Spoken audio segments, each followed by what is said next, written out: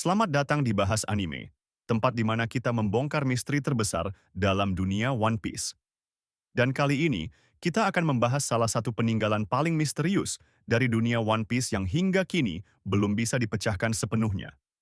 Siapa sebenarnya yang menulis poneglyph? Dan kenapa tulisan ini tidak bisa dihancurkan?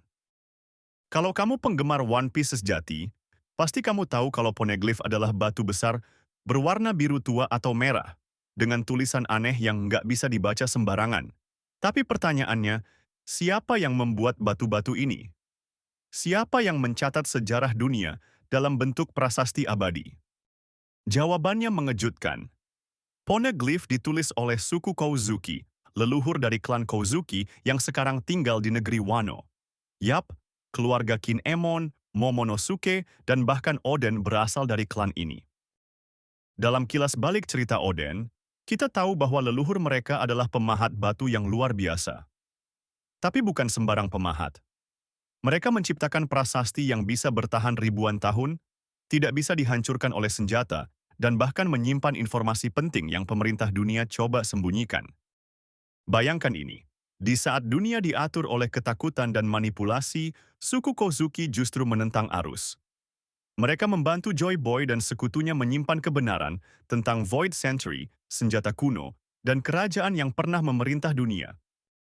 Tapi bagaimana mereka bisa menciptakan batu sekuat itu?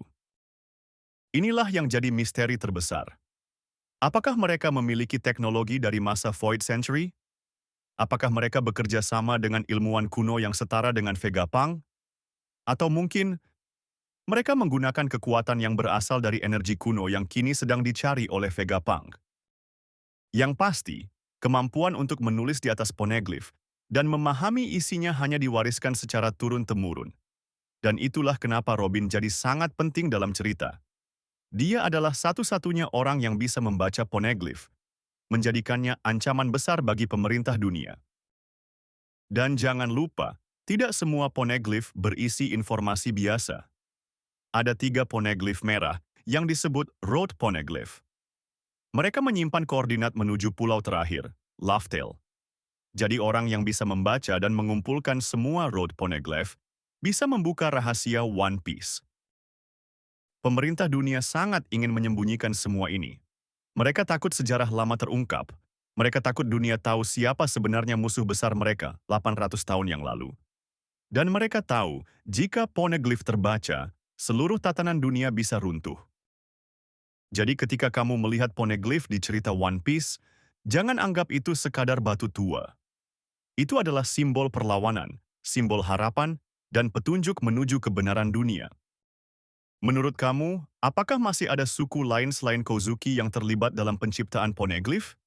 Dan mungkinkah Robin akan mengungkapkan semua isi poneglyph sebelum akhir cerita? Tulis pendapatmu di komentar. Jangan lupa like, subscribe, dan nyalakan loncengnya, karena kita akan terus mengungkap misteri terbesar dari dunia One Piece, hanya di Bahas Anime.